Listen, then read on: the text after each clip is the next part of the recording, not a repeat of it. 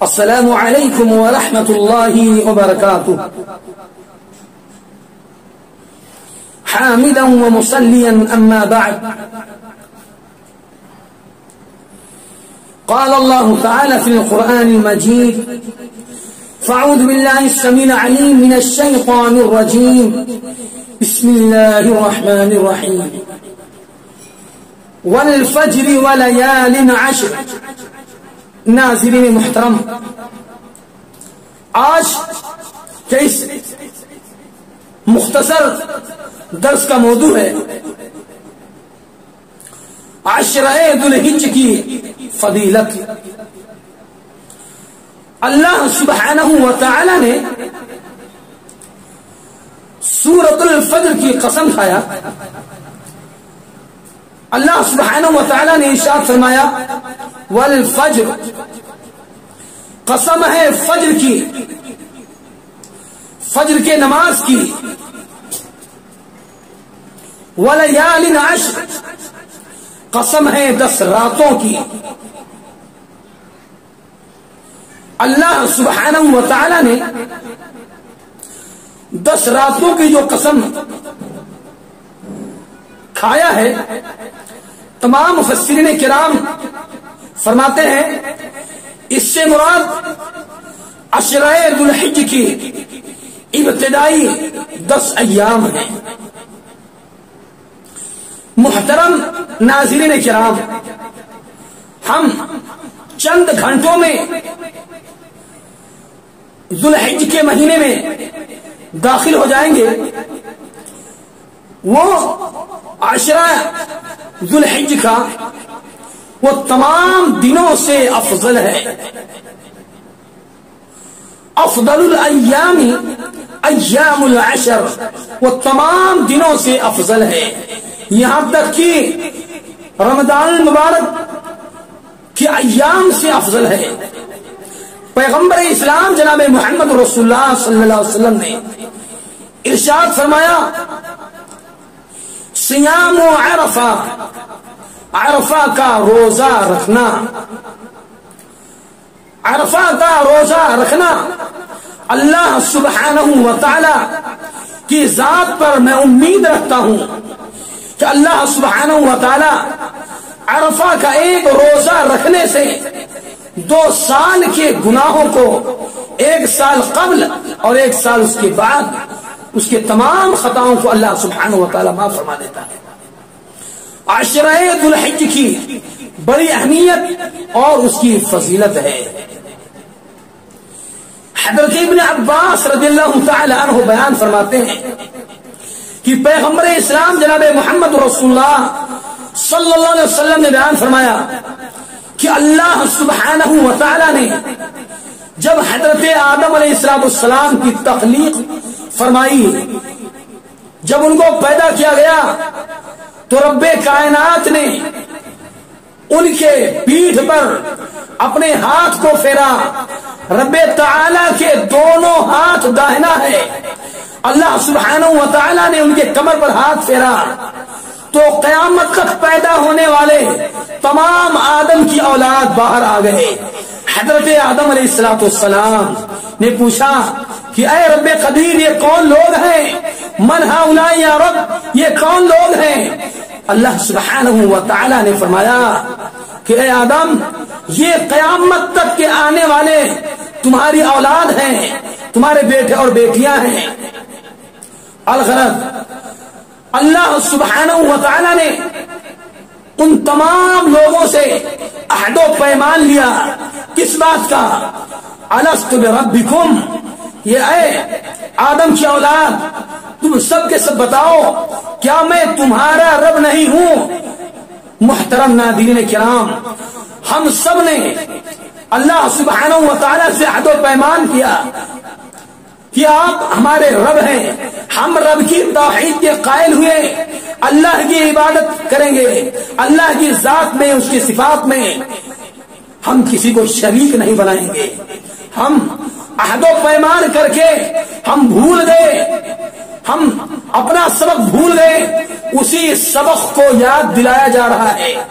چنانچہ حضرت آدم علیہ السلام نے دیکھا کہ اتنی بڑی تعداد ہے، جمع غفیر ہے، ان میں سے اللہ سبحانہ و تعالیٰ نے ان تمام کے تمام اولاد آدم کے پیشانی پر روشنی پیدا کر دیا. چنانچہ ایک روشنی بڑی تیز تھی، وہ حضرت داؤد علیہ السلام تھی. حضرت آدم علیہ السلام نے رب کائنات سے پوچھا کہ اے رب تعالیٰ یہ کون ہے جس کی روشنی تیز ہے؟ اللہ سبحانہ و تعالیٰ نے فرمایا کہ آدم یہ تمہاری اولاد، تمہارے بیٹے حضرت داؤد علیہ السلام ہے. کہا اے رب ان کی کتنی عمر ہے؟ تو اللہ تبارک و تعالیٰ نے فرمایا کہ 60 سال. آدم علیہ السلام نے کہا اے رب قدیر میری عمر میں سے 40 سال ہمارے اس بیٹے کو دے دے. چنانچہ اللہ سبحانہ و تعالیٰ نے حضرت آدم علیہ السلام کی عمر میں سے 40 سال حضرت داؤد علیہ السلام کو دے دیے. رب قادر ہے، اللہ سبحانہ و تعالیٰ غالب ہے، حکمت والا ہے. الغرض حضرت آدم علیہ السلام جب اپنی عمر کے 960 سال پورے کر چکے، اپنی عمر جی لیے، ٹائم ختم ہو گیا، ملک الموت آئے. کہا چلیے آپ کا وقت ختم ہو گیا، اللہ نے بلایا ہے. کہنے لگے کہ اولم یبقى من عمری 40 سنہ، کیا ابھی میری عمر کے 40 سال باقی نہیں ہیں؟ ملک الموت نے کہا کہ اے آدم علیہ السلام کیا آپ نے 40 سال اپنے بیٹے داؤد علیہ السلام کو نہیں دیا ہے؟ حضرت آدم علیہ السلام بحث کرنے لگے. فجحد آدم علیہ السلام بحث و مباحثہ تکرار کرنے لگے. آدم علیہ السلام ان سے لڑنے لگے.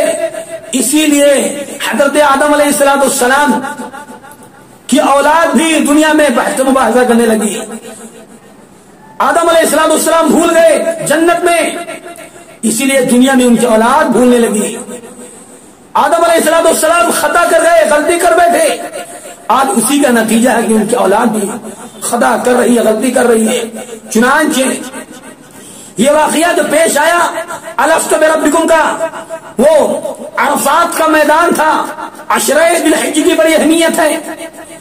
اللہ سبحانہ و تعالیٰ نے تمام کے تمام لوگوں سے عرفات کے میدان میں عہد و پیمان لیا تھا، اور پیغمبر اسلام جناب محمد رسول اللہ صلی اللہ علیہ وسلم بیان فرماتے ہیں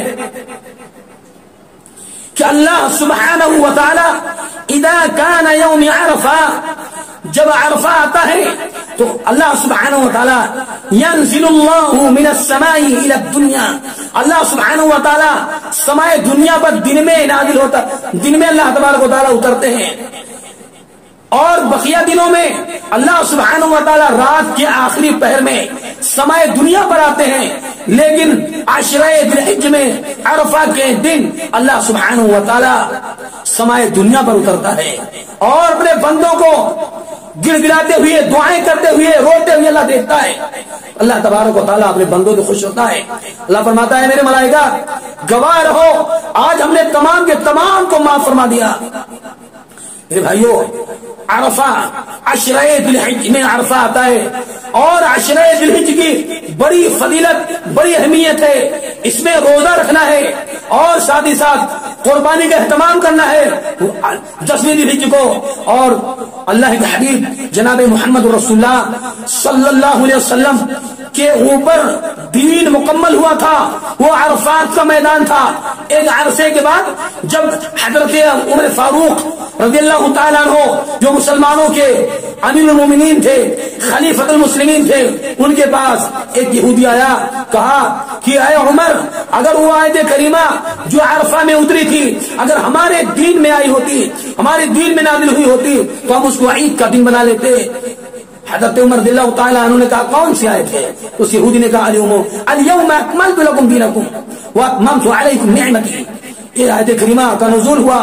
حضرت عمر رضی اللہ تعالیٰ عنہ نے کہا کہ آیت کریمہ عرفہ کے دن نازل ہوئی، جمعہ کا دن تھا، بعد نماز عصر تھا، اللہ کے حبیب جناب محمد رسول اللہ صلی اللہ علیہ وسلم پر نازل ہوئی، مجھے وہ دن وقت معلوم ہے. تو میرے دوستو محترم ناظرین کرام، عشرہ ذی الحجہ کی اسلام میں بڑی اہمیت ہے. جو شخص اس عشرے کو پائے اس کو چاہیے کہ روزہ رکھے، ذکر و اذکار کرے، نوافل کا اہتمام کرے، اور ذی الحجہ کا چاند نظر آنے سے پہلے پہلے وہ اپنے آپ کو پاک و صاف کر لے، اپنے آپ کو جو ہے تیار کر لے، مثلا بال وغیرہ کٹوا لے، ناخن وغیرہ تراش لے، اور ایسے بغل کے بال زیر ناف اس کو مور لے، کیونکہ چاند دیکھنے کے بعد اگر کوئی شخص یہ عمل کرتا ہے تو اس کے لیے مناسب نہیں ہے، جائز نہیں ہے۔ لیکن یاد رہے قربانی کرنے والے شخص کے لیے اولا ضروری ہے کن باتوں کا خاص اہتمام کرے کہ وہ جو ہے چاند ذی الحجہ کا چاند نظر آنے سے پہلے جو ہے ان باتوں سے اپنے آپ کو فارغ کر لے، تیار کر لے، کیونکہ قربانی کرنے تک اس کو جو ہے ناخن وغیرہ تراشنا نہیں ہے، بال نہیں کاٹنا ہے۔ لہذا اور بھی کچھ اعمال ہیں، چاند نظر آتے ہی ہم چاند نکلنے کی دعا پڑھیں، چاند جب دیکھیں تو دعائیں پڑھیں، اللہم اہلہ علینا بالامن والایمان والسلامۃ والاسلام والتوفیق لما تحب وترضى۔ اور ایک روایت کے اندر ہے ربی و ربک اللہ، بہرحال دونوں صحیح ہے۔ اور اس کے ساتھ ساتھ انسان کو چاہیے کہ عشرہ ذی الحجہ میں وہ صدقہ و خیرات کا اہتمام کرے، نوافل کا اہتمام کرے، فرائض کا اہتمام کرے، اور جو ہے اپنی وسعت کے مطابق، اپنی طاقت کے مطابق وہ اللہ کے راستے میں اپنے اموال کو خرچ کرے۔ پیغمبر اسلام جناب محمد رسول اللہ صلی اللہ علیہ وسلم نے فرمایا عشرہ ذی الحجہ میں کیا جانے والا اعمال، انجام دینے والا اعمال اللہ سبحانہ و تعالیٰ کو بے حد پسند ہے۔ صحابہ نے عرض کیا کہ اللہ کے حبیب جناب محمد رسول اللہ صلی اللہ علیہ وسلم ولل جہاد، کیا جہاد بھی نہیں؟ تو آپ نے فرمایا ولل جہاد فی سبیل اللہ، جہاد فی سبیل اللہ بھی نہیں، الا مگر اے میرے صحابہ ٹھہرو، ابھی میری بات پوری نہیں ہو پائی، میری بات مکمل نہیں ہوئی، الا رجل خرج بنفسه وماله فلم يرجع من شيء۔ آپ نے فرمایا کہ اگر کوئی شخص اللہ کے راستے میں اپنے جان و مال کو لے کر نکلتا ہے اور کچھ بھی واپس نہیں لاتا، نہ خود واپس آتا نہ مال کو واپس لاتا، ہاں وہ شخص اللہ کو محبوب ہے۔ پتہ چلا کہ اللہ سبحانہ و تعالی ان عملوں کو عشرہ ذی الحجہ میں زیادہ پسند فرماتا ہے۔ میرے بھائیوں ناظرین کرام، تو دیگر مہینوں میں جو اعمال کیے جاتے ہیں اللہ کو راضی کرنے والا، وہ عشرہ ذی الحجہ میں جو شخص کرتا ہے نیکیوں میں سبقت لے جاتا ہے، اللہ سبحانہ و تعالیٰ کو وہ عمل بہت زیادہ پسند ہے، وہ عمل اللہ سبحانہ و تعالیٰ کو بہت زیادہ پسند ہے۔ لہذا ہم سب کو اللہ سبحانہ و تعالیٰ کو راضی کرنے والا وہ عمل کریں، اپنی وسعت کے مطابق نافرمانی سے بچائیں، اللہ کو راضی کریں، کیونکہ ایام العشر ذی الحجہ کی ابتدائی 10 دن جو ہے وہ اللہ کو بہت زیادہ پسند ہے۔ میرے بھائیوں، اللہ ہم سب کے لیے ضروری ہے کہ اللہ کو راضی کریں، اللہ کو خوش کریں، اور ایام ذی الحجہ میں جو حرمت کا مہینہ ہے، قتل و قتال سے، جنگ و جدال سے، لڑائی جھگڑے سے ہم پرہیز کریں، یہ حرمت کا مہینہ ہے، اور روزے کا خاص کر اہتمام کیا جائے، اچھے اعمال کیے جائیں۔ اللہ سبحانہ و تعالیٰ سے دعا کرتے ہیں کہ اللہ تبارک و تعالیٰ ہم سب کو عشرہ ذی الحجہ کی اہمیت کو، اس کی فضیلت کو سمجھنے کی توفیق عطا فرمائے، اچھے اعمال انجام دینے کی توفیق عطا فرمائے، معصیت کے کاموں سے، نافرمانی کے کاموں سے، شر و فتن سے اللہ ہم سب کی حفاظت فرمائے، آمین۔ وآخر دعوانا ان الحمد للہ رب العالمین، والسلام علیکم ورحمۃ اللہ وبرکاتہ۔